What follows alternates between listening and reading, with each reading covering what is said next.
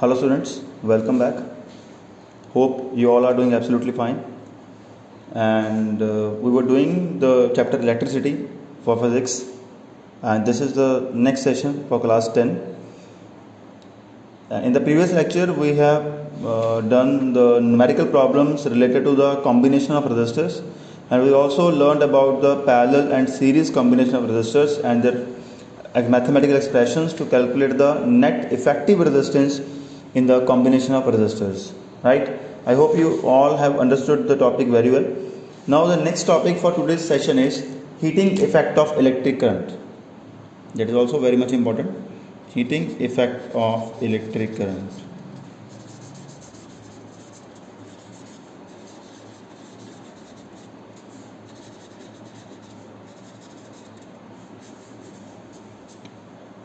What do you mean by this, and what is that, and how it is produced? And we know that beta, when we switch on an electric heater or an electric bulb or television, it becomes hot, right? Or electric motor, all the devices beta, as I have told you earlier, that all the devices which work on electric current or electricity, they will become hot after some time. This shows that when electric current flows through a metallic conductor like the filament of bulb, element of electric heater, take electric iron, electric geyser, and so on, heat is produced in it. Heat is produced in it. So this production of heat in a conductor due to the flow of electric current through it is called heating effect of electric current. Clear? Okay. Now, so we can say the production of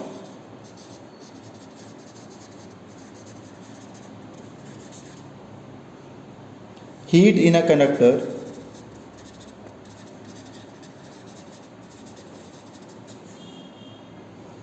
due to the flow of electric current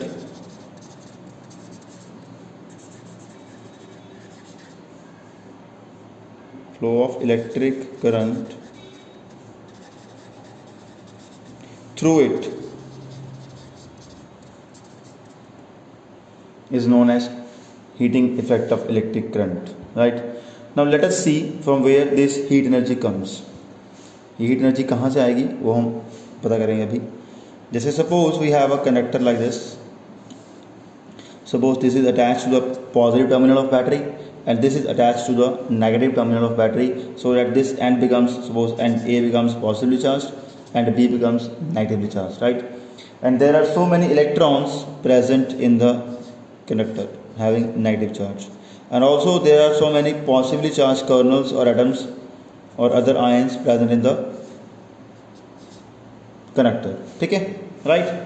Now we know a metallic conductor consists of large number of free electrons, right, as we know, and these electrons move randomly in a conductor when no potential difference is applied across the ends of the conductor beta. These electrons move randomly in the conductor, and when the conductor is connected to the source of electric energy, or we can say when a potential difference is applied across the ends of the conductor, like with the help of a dry cell, or we can say with the help of a battery, the free electrons begin to move or drift. एक word है, drift मतलब move करना.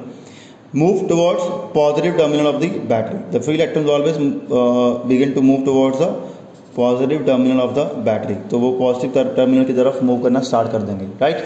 When the potential difference is applied across the ends of the conductor with the help of a dry cell or a battery, any source of electric energy, right?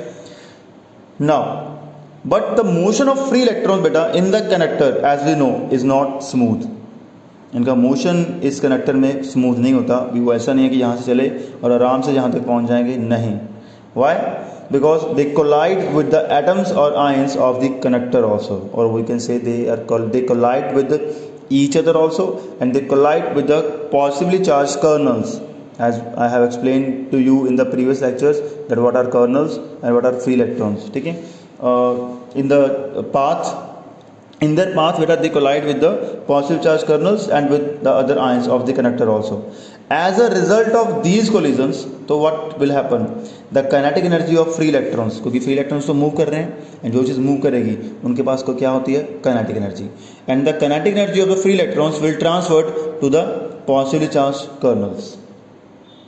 ठीक है, और the atoms of the connector we can say. So the atoms of the connector क्या करेंगे? जो positively charge kernels हैं, they are fixed, they are very heavy, they are very bulky and they are not free to move. But जब उनको ये electrons kinetic energy provide करेंगे तो क्या होगा? That positively charge kernels will begin to vibrate on their mean positions up and down. वो ऐसे ऐसे क्या करने शुरू करेंगे? ऐसे ऐसे या फिर ऐसे ऐसे. About their mean positions they begin to vibrate. तो वाइब्रेशंस होंगी with the large amplitudes होंगी about their mean positions, and hence the average kinetic energy we can say, or the total energy of the ions or the positively charged kernels क्या हो जाएगी? increase हो जाएगी. And this increase in the energy of ion which results in the increase in the temperature of the conductor. क्योंकि इनकी kinetic energy बहुत increase हो गई, ये भी वाइब्रेट कर रहे हैं, वो भी मूव कर रहे हैं, ये और वाइब्रेट करेंगे क्योंकि कोलिजन ज़्यादा हो जाएंगी. तब क्या होगा?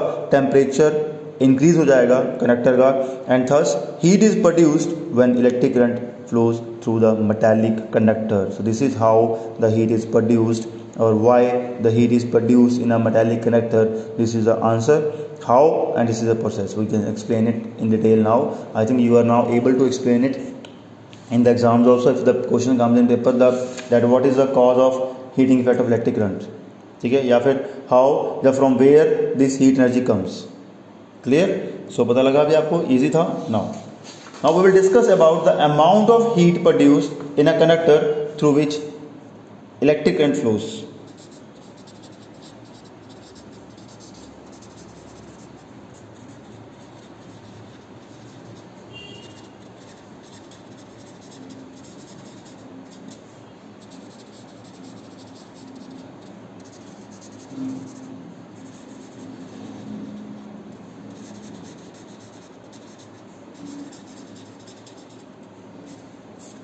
कितनी हीट प्रोड्यूस होगी किसी कंडक्टर के में से जब उसमें करंट फ्लो करेगा?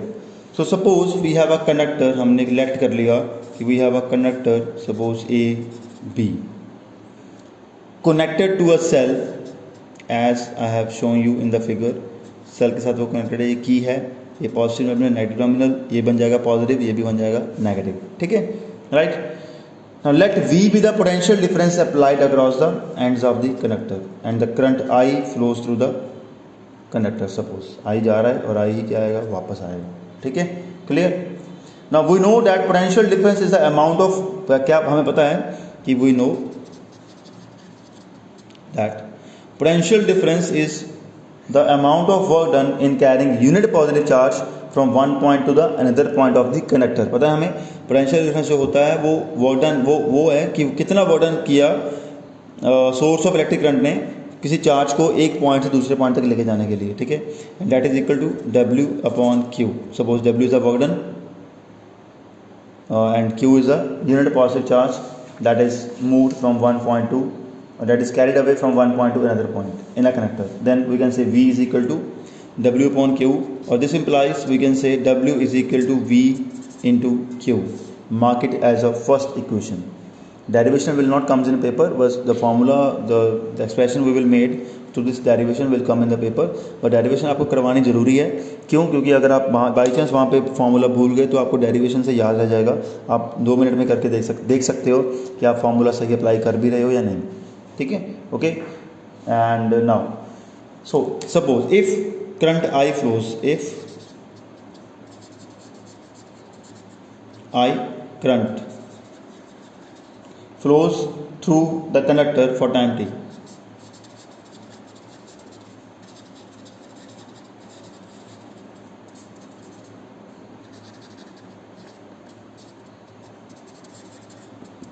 then what will happen? Then we know that Q is equal to I into T. पता है ना, I is equal to Q upon T, तो Q is equal to IT हो जाएगा. इसको मान लो second. Now what we will do now, using second in first, Q की value यहाँ से यहाँ पे पुट कर दो. तो using second in 1 we will get what? W is equal to V into I T बन गया, क्योंकि Q की वैल्यू की थी यहाँ पे आई टी, तो मैं V तो जैसे ही लिख लिया, Q की वैल्यू आई टी पुट कर दी, तो V into I T is the work done. So we can say this work done is equal to the energy supplied to the connector or circuit by the cell, right? And the energy expended by the cell is dissipated in the form of heat, as we know that, क्योंकि ये work done उस equal होगा जो energy हमने supply की है किसको, cell को, ठीक है. एंड जो एनर्जी सेल ने वो जो हमने सप्लाई की थी उसने खर्च की किसमें, हीट की फॉर्म में उसने खर्च की, और हीट की फॉर्म में हमें बाहर दिखाई थी, and in the form of heat it is released through the conductor. Therefore for a steady current, अगर करंट स्टेडी फ्लो कर रहा है, एक particular current amount of current flow कर रहा है, constant amount of current flow कर रहा है in a conductor of resistance R for time T, we can say then heat produce is given by, और we can say that H is equal to V I T. This is the formula for the amount of heat produced in a conductor through which electric current flows. So it is VIT. ठीक है, clear? This is expression for the numericals also. You have to learn it. And heat is always measured in joules. The SI unit of H is joule. Joule या joule कुछ भी जो आप बोलते हो. And one thing more please, work done हो, energy हो, heat energy हो, all have the same unit, that is joules. SI unit same होगी सभी की, joules. ठीक है, पता लग गया ये कैसे बना.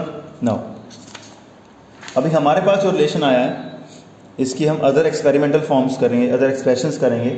जैसे हमें पता है हमारे पास जो रिलेशन बना है वो है H is equal to V I T. Okay, we form it like this only, and using Ohm's law, using Ohm's law, V is equal to, we know that IR. So using V is equal to IR in this, we will get what? H is equal to V is equal to IR into I into T. IT साथ में लिख लिया. ये क्या बन गया, I square R T. This is the also other expression for the heat produced. दो expression बन गए. तो अगर हमने यहाँ पे V की वैल्यू पुट की तो हमारे पास बन गया I square R T. अगर हम यहाँ पे I की वैल्यू पुट कर दें यहाँ से फ्रॉम Ohm's law, अगेन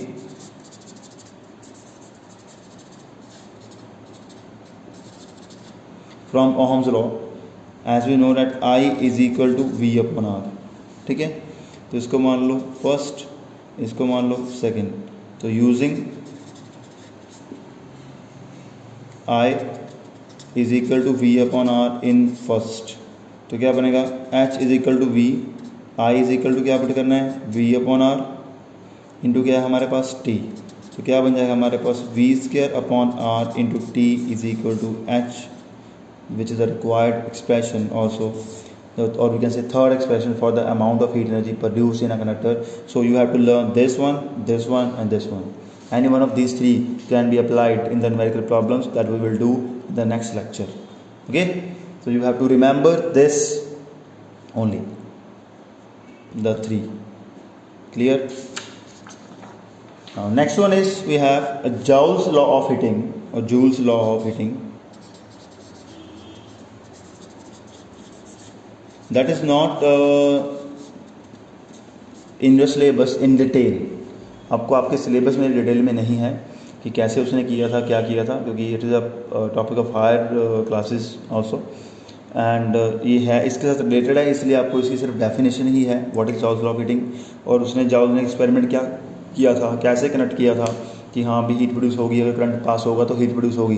तो वो कैसा एक्सपेरिमेंट था, वो हायर स्टडीज़ में आएगा बेटा, या फिर NTSC में आ सकता है, पर अभी बोर्ड क्लासेस में नहीं आता वो, तो उसको करने की कोई ज़रूरत नहीं है, सिर्फ इसकी डेफिनेशन कर लेना. तो डेफिनेशन थोड़ी लंबी है इसकी, कैसे लिखनी है उसका भी अलग वे है. लिखेंगे हम according to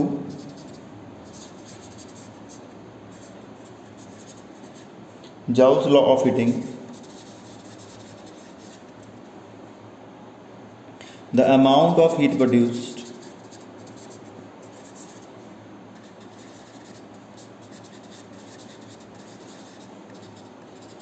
in a conductor is, first one point, definition में ही स्टेटमेंट है, ये डेफिनेशन नहीं होती, स्टेटमेंट है, उसमें ही पॉइंट बना के लिखना. First one is directly proportional to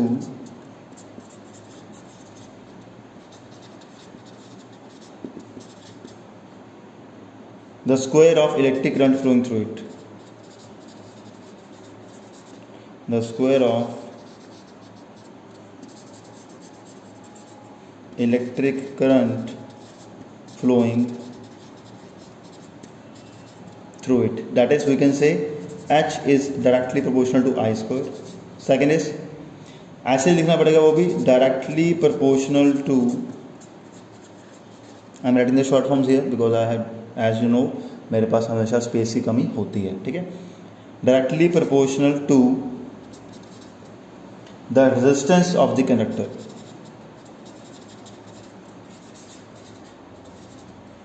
conductor को शॉर्ट फॉर्म लिखा है मैंने COND, कंडीशन नहीं है ये कंडक्टर है, ठीक है. यहाँ पे R लिख देता हूँ ऊपर में, तो क्या बनेगा H is directly proportional to R. And third one is it is directly again proportional to the time for which the current flows through the it, time for which current flows through it, that is we can say H is directly proportional to T. So combining first, second and third, आप ध्यान से देख लो अभी, H is directly proportional to I square first के according, R second के according, third T के according, ठीक है. So combining first, second and third we will get what, that is H is directly proportional to I square R into T, right. So directly proportional का sign थोड़ा सा मेरे से अजीब सा चल गया, हो जाता है कई बार, ठीक है.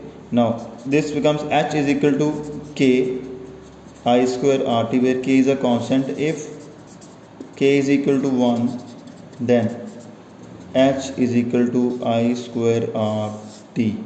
This is nothing but Gauss law of heating, ठीक है.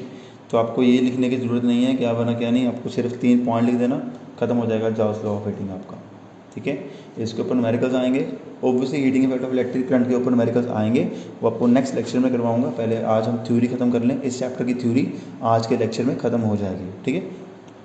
Okay, now next we have the applications of heating effect of electric current.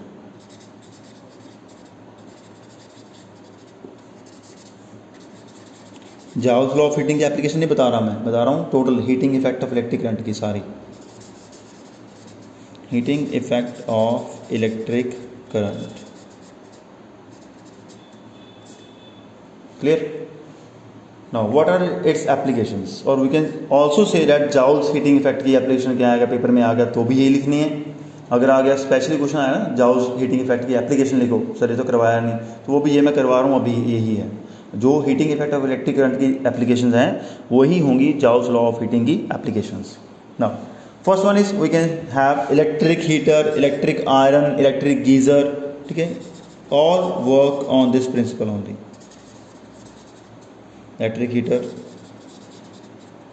Electric iron etcetera, electric water heater, electric toaster work on the heating effect of electric current. ये first thing, ठीक है. They work on the heating effect of electric current. क्यों बेटा, the in devices में ना एक element लगा होता है, उसको बोलते हैं हीटिंग एलिमेंट, ठीक है. And that is made up of a special substance that is an alloy, and it is made up of an alloy known as nichrome, NiChrome. वो निक्रोम का बना होता है बेटा, निक्रोम. मैं दोबारा से लिख देता हूँ इसको, nichrome NiChrome. It is an alloy. तो हीटिंग एलिमेंट इसका बना होता है एलॉय का, and it does not burn और oxidise eight even high temperatures. And जो निक्रोम है बेटा वो ना तो बर्न होता है, डज नॉट बर्न और oxidise at high temperatures. Clear? तो इसलिए क्या होता है, the resistivity of this alloy is greater than that of its constituent metals. जिनसे जो बना हुआ है उससे इसकी रेजिस्टिविटी बहुत हाई होती है बेटा. And therefore the heat produce in the element of heating devices is large. इसलिए जो हीट प्रोड्यूस होती है इस एलिमेंट में, हीटिंग डिवाइसेस में, क्योंकि वो निक्रोम का बना हुआ है, तो बहुत लार्ज होती है, but due to the low resistivity of materials of connecting wires very small heat is produce in the wires and hence they are not heated up. ये भी इंपॉर्टेंट है बेटा। एक चीज़ और है, पेपर में क्वेश्चन क्या बन के आएगा कि जो इलेक्ट्रिक हीटर है उसकी जो रॉड है, जैसे ये होती है रॉड, और ये होते हैं कनेक्टिंग कॉर्ड्स जो इसको रॉड को पकड़ के रखते हैं, कनेक्टिंग कॉर्ड्स। ये है हीटिंग रॉड, ये है कनेक्टिंग कॉर्ड्स। जो कनेक्टिंग कॉर्ड्स है बेटा ये बने होते हैं कॉपर के या एल्यूमिनियम के, मतलब एलिमेंट्स के बने होते हैं, वो से बने होते हैं कॉपर के। पर जो रॉड है ये किसकी बनी होती है, हमेशा निक्रोम की बनी होती है, ठीक है। तो क्वेश्चन ये आएगा कि ना heating electric heater why does the electric rod जो है हीटिंग रॉड है वो बहुत गर्म हो जाती है, टेम्परेचर उसका बहुत हाई होता है, बट कनेक्टिंग कोर्स जो हैं उनका टेम्परेचर ज़्यादा नहीं होता, वो ज़्यादा हीट अप नहीं होती। क्यों? उनमें स्मॉल हीट प्रोड्यूस होती है, इनमें ज़्यादा हीट प्रोड्यूस होती है। क्यों? हम बोलेंगे क्योंकि the resistivity of the electric rod which is made up of nichrome which is an alloy is very high and it will resist at very high temperatures and that's why it will heat up very more. So we can say therefore heat produced in the element of heating devices is very large क्योंकि इनकी resistivity बहुत high होती है। But जो connecting chords हैं या wires की भी आ सकते हैं, कॉर्ड की जगह पे वायर भी आ सकता है, ठीक है। जो कनेक्टिंग कॉर्ड्स हैं या वायर्स हैं बेटा वो उस मटेरियल की बनी होती हैं जैसे कॉपर की या एल्यूमिनियम की जिनका रेजिस्टिविटी बहुत कम होती है जिनकी, इसलिए उनमें ज़्यादा हीट प्रोड्यूस नहीं होती एंड वो हीट अप नहीं होती। अंडरस्टूड? तो इसका आंसर ये आएगा। आई थिंक आपको समझ आ गया होगा, ये याद रखना, ये क्वेश्चन इंपॉर्टेंट है, आता है पेपर में। Next one is electric bulb. Glow करता है ना बल्ब, आजकल तो चलो हमें हमारे घर में CFL यूज़ होती हैं, पहले होता था येलो कलर के बल्ब होते थे। इलेक्ट्रिक बल्ब जो थे वो येलो कलर की लाइट देते थे हमें।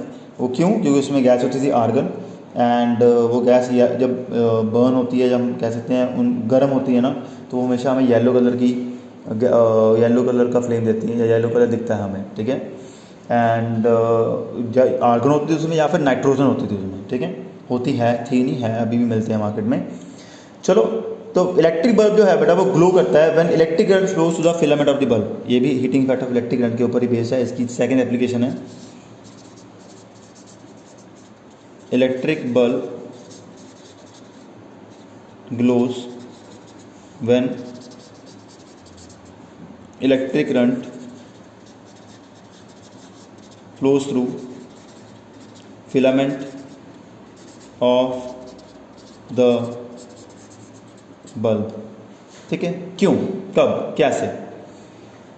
तो फिलामेंट ऑफ इलेक्ट्रिक बल्ब जो है बेटा, जो फिलामेंट है ना बल्ब का, it is made up of a heavy metal known as tungsten. जो फिलामेंट है बल्ब का बेटा वो टंगस्टन से बना होता है और टंगस्टन का जो मेल्टिंग पॉइंट है, melting point is very high. कितना? अप्रॉक्सीमेटली 3380 डिग्री सेल्सियस या 3380 डिग्री सेल्सियस होता है अप्रॉक्सीमेटली। बहुत हाई मेल्टिंग पॉइंट है, मतलब इसको जितना मर्जी गर्म कर लो जल्दी जल्दी मेल्ट नहीं होगा, ठीक है। And the filament of bulb is enclosed in a glass envelope, obviously glass में एनक्लोज होता है, over a insulated copper support and the glass envelope of electric bulb बेटा इज फिल्ड विद नाइट्रोजन। जो glass envelope है, envelope मतलब शीशा का cover है, जो एनवेलप जो ग्लास का बना हुआ है उसका बल्ब का, it is filled with either nitrogen और argon. I am writing the symbols here N2 and AR और AR, ठीक है। And to increase the life of the tungsten filament, क्योंकि ये नॉन एक्टिंग गैसेज है और टंगस्टन मेटल है, उसकी कोरोजन ना हो, उसकी लाइफ इंक्रीज होती रहे, इसलिए हम उसको आगे साइड से इन गैसेज से एनक्लोज करते हैं। और सेकंड थिंग इज, अभी ये गर्म क्यों होता है? क्योंकि the filament we are using in the electric bulb is very thin. ये बहुत थिन होता है बेटा, बहुत ज़्यादा थिन, पतला होगा। जितना पतला होगा उतना एरिया कम होगा and we know that R is inversely proportional to area. जितना एरिया कम होगा उतना रेजिस्टेंस इतना क्या होगा, इसका ज़्यादा होगा। अगर रेजिस्टेंस ज़्यादा हो गया तो करंट कम फ्लो करेगा और करंट करंट हम पास तो ज़्यादा करवा रहे हैं, पीछे से आ ज़्यादा रहा है, फ्लो नहीं कर पा रहा, तो क्या हो जाएगा, जो ये फिलामेंट है टंगस्टन का, ये क्या हो जाएगा बेटा, हीट अप हो जाएगा, it will gets heat up. Clear? So due to this a large amount of heat is produced and the filament of the bulb becomes white hot and hence the filament of the bulb emits light and heat. Clear? समझ आया? हो गया होगा, समझ आ गया होगा आपको, याद रखना please. Next one is electric fuse in the electric circuit. This is the last application for the end the important application for the heating effect of electric current, electric fuse.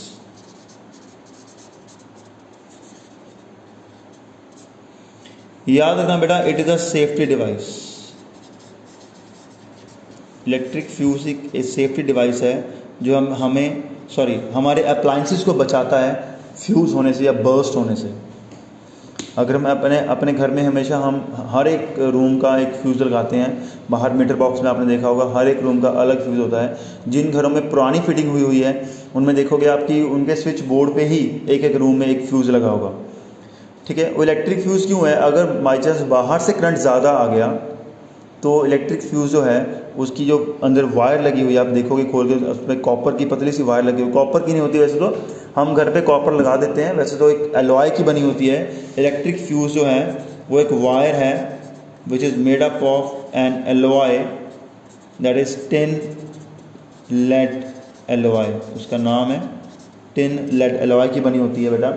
और जब उसमें करंट ज़्यादा flow करेगा, by chance वो ज़्यादा current आ गया पीछे से, तो वो इलेक्ट्रिक फ्यूज़ की जो वायर है वो हीटअप होकर मेल्ट हो जाएगी, और मेल्ट हो गई होगी तो वो जैसे हीटअप होगी मेल्ट होगी तो वो टूट जाएगी ऐसे, तो वो टूट जाएगी तो इलेक्ट्रिक सर्किट ब्रेक हो जाएगा, तो हमारे अप्लायंसेस तक आगे करंट नहीं जा पाएगा और हमारे अप्लायंसेस बर्स्ट होने से या ख़राब होने से बच जाएंगे, डैमेज होने से बच जाएंगे। So it is a safety device. ठीक है, connected in series, it is always connected in series with the electric circuit, याद रखना ये, और इलेक्ट्रिक अप्लायंसेस, ये सीरीज में ही कनेक्ट होता है हमेशा। तो इलेक्ट्रिक फ्यूज बेटा क्या है? It is a wire made up of an alloy और a material whose melting point is very low. याद रखना, इनका melting point is very low होता है।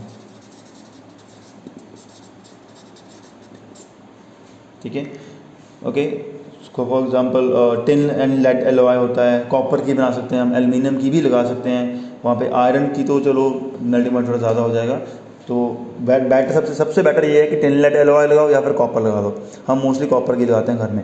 ठीक है, and when large current flows through the circuit बेटा and through a fuse wire, the large amount of heat is produced obviously, and due to this we can say the large amount of heat, the fuse wire melts, वो melt हो जाएगी, and the circuit breaks so that the current stops flowing in the circuit. This saves our electric circuit or our electric appliances from burning due to the passage of large amount of electric current. So this is also an application for heating effect of electric current. ठीक है, it is of very much importance.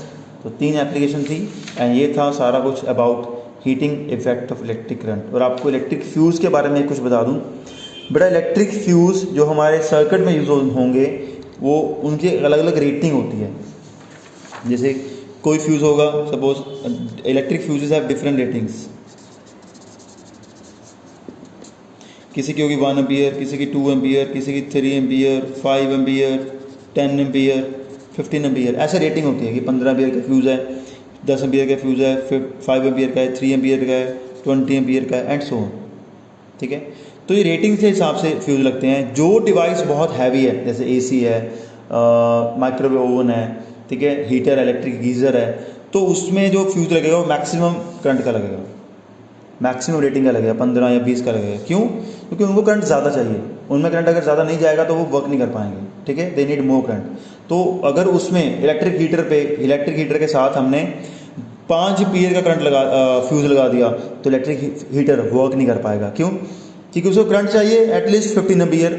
वो जब 5 ampere जाता है उसमें fuse में या 6 ampere होता है तो वो इलेक्ट्रिक फ्यूज़ जो है वो मेल्ट होके सर्किट ब्रेक कर देता है, क्योंकि वो इलेक्ट्रिक फ्यूज़ की इतनी कैपेसिटी है कि वो मैक्सिमम 5 एम्पियर करंट ही बियर कर सकता है। अगर उससे करंट ज़्यादा हो गया वो बियर नहीं कर पाएगा और वो हीट होकर मेल्ट हो जाएगा और सर्किट ब्रेक कर देगा वो। तो हीटर वर्क नहीं कर पाएगा, समझे। तो हर एक फ्यूज़ की अलग अलग रेटिंग है, हर अलग अलग रेटिंग के हिसाब से अलग अलग डिवाइसेस के लिए अलग अलग फ्यूज़ हमें लगाने पड़ते हैं घर में, तो ये याद रखना। बट अगर सुनो, अगर कोई इलेक्ट्रिक फ़ैन है, फ़ैन पे मैंने 15 एम्पीयर का फ्यूज़ लगा दिया, तो अगर पीछे से करंट ज़्यादा आ गया तो फ़ैन बर्स्ट हो जाएगा, ख़राब हो जाएगा, हमारा डैमेज हो जाएगा फ़ैन। क्यों? क्योंकि फ़ैन को करंट चाहिए मैक्सिमम 5 एम्पीयर, अगर उसमें 10 एम्पीयर करंट आ गया पीछे से, फ्यूज़ की कैपेसिटी कितनी है 15 एम्पीयर, फ्यूज़ तो हीट अप होएगा नहीं, मेल्ट नहीं होएगा, उसमें से करंट इजीली पास हो जाएगा, तो फ़ैन तक पहुंचेगा, फ़ैन की मोटर ख़राब हो जाएगी। अंडरस्टूड? तो याद रखना, जिसकी जो रेटिंग है वही उस हिसाब से फ्यूज़ लगता है हमेशा। ऐसा नहीं कि कोई भी फ्यूज़ कहीं भी जाकर लगा दो, ऐसा नहीं होता, ठीक है। फ्यूज़ के ऊपर लिखा होता है कि ये कितने एम्पीयर का है, ये कितने एम्पीयर का है, ये कितने एम्पीयर का है, हमेशा। ओके,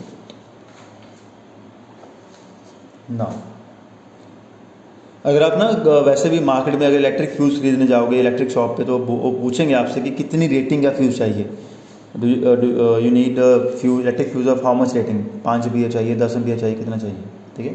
तो ऐसा होता है ना। Next topic is electric power.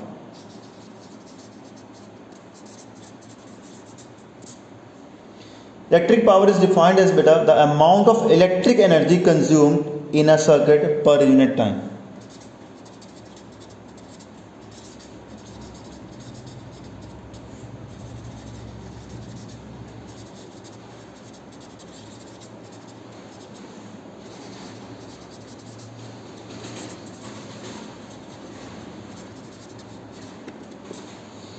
एक पर्टिकुलर टाइम में कितनी इलेक्ट्रिक एनर्जी कंज्यूम हो रही है एक इलेक्ट्रिक डिवाइस से या सर्किट में, that is known as we can say electric power. And suppose if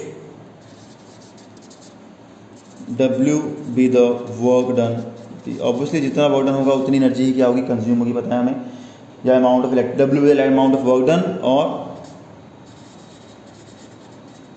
electric energy, क्योंकि यहाँ पे E ले सकते हो या W कुछ भी ले लो, मैंने W ले लिया मैंने। Electric energy consumed in a circuit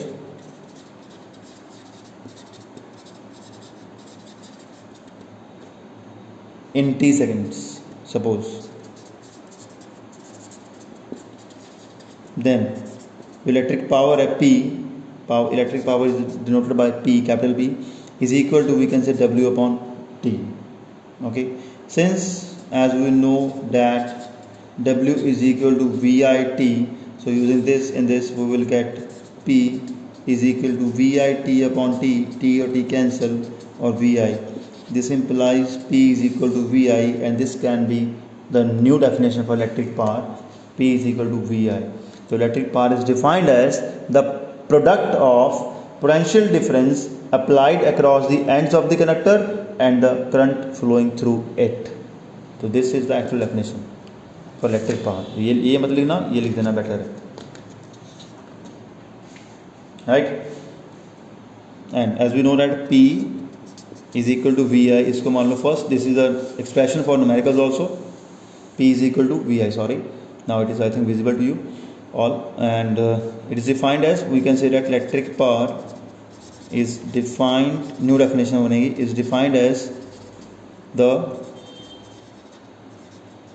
product of potential difference, I am writing the short forms because I have a limited space, as you know, applied across the ends of the conductor and the electric current flowing through it.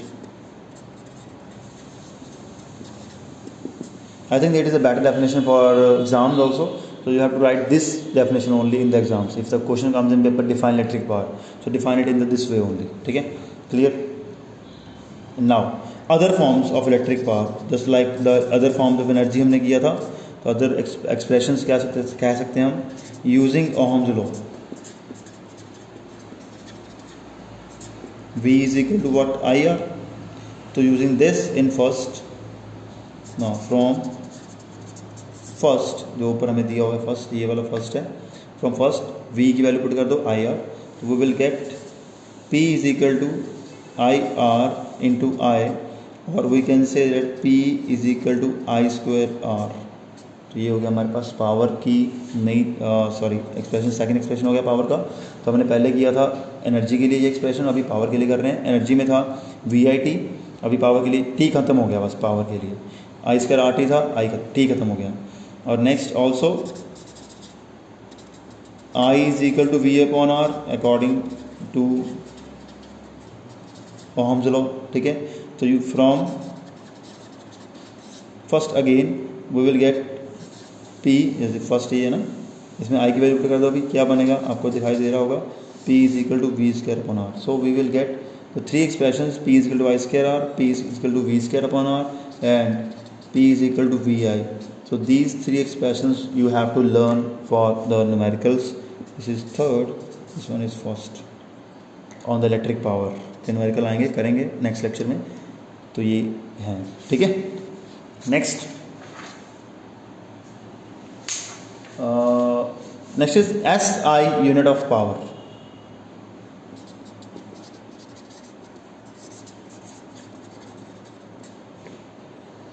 The SI unit of power is what?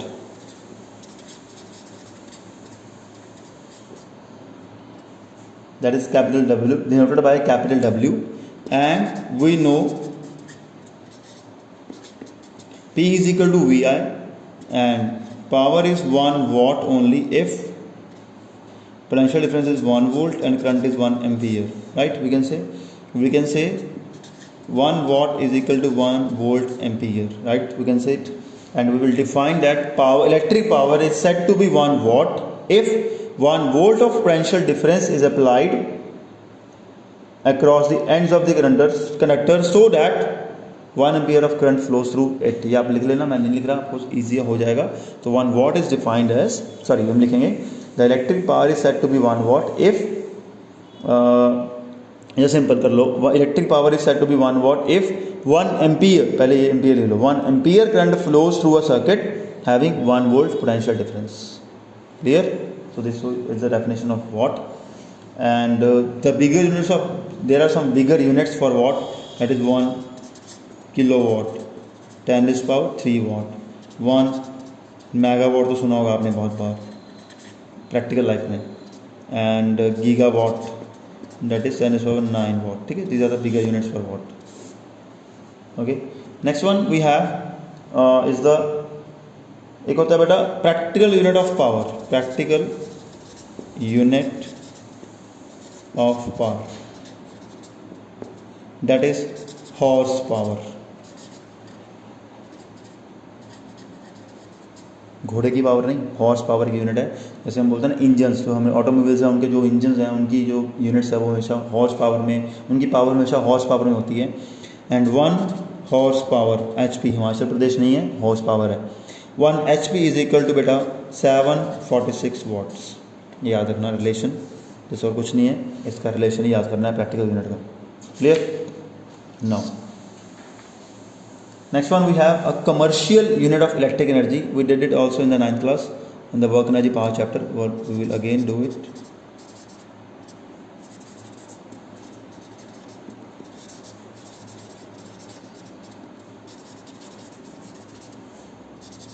Is kilowatt hour, K small, capital W, H small, kWh, kilowatt hour। Clear? तो kilowatt hour को define करना, तो कैसे define करेंगे? And याद रखना हमारे जो इलेक्ट्रिक अप्लायंसेज हैं उनकी जो बिजली का बिल आता है ना हमारा, वो हमेशा यूनिट्स का आता है कि 10 यूनिट्स का, 100 यूनिट्स का बिल पूछते हैं हमारे घर में कि कितने यूनिट्स का बिल आया। तो वो 1 unit of electricity that is consumed by us in a day या in a particular time is known as is equal to 1 kilowatt hour. तो 1 किलोवाट आवर को 1 यूनिट बोलते हैं प्रैक्टिकल लैंग्वेज में, कमर्शियल लैंग्वेज में, ठीक है। And if we have to define it, we will define like this that a kilowatt our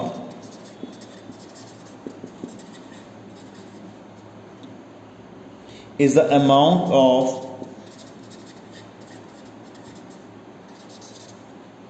electric energy consumed by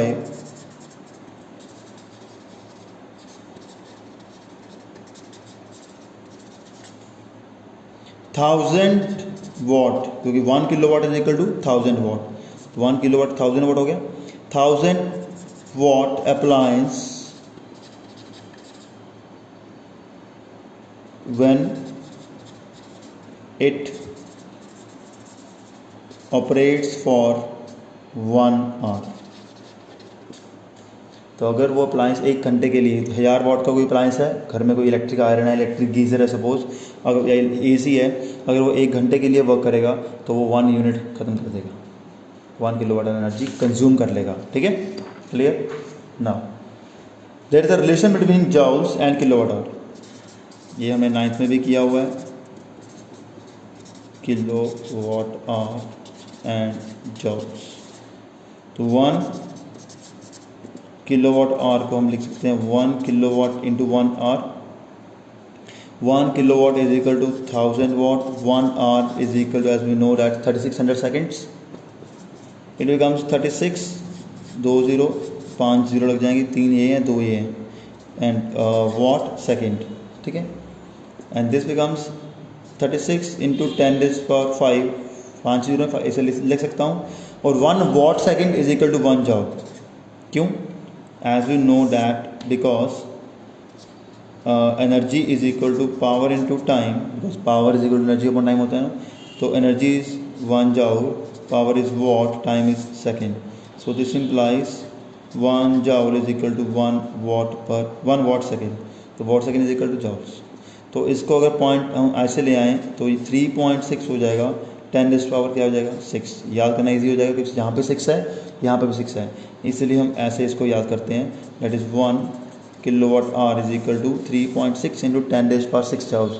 आप ऐसे भी कर सकते हो 36 इंटू 10⁵, कोई दिक्कत नहीं है, दोनों में से कोई भी एक्सप्रेशन आप यूज़ कर सकते हो, कोई भी रिलेशन यूज़ कर सकते हो फॉर न्यूमेरिकल प्रॉब्लम्स। ओके, तो ये याद रखना, and this is all about this chapter. Theory खत्म हो गई, नेक्स्ट लेक्चर में हम करेंगे इसके numericals related to the heating effect of electric current, तो और some numericals related to the resistance of the conductor also.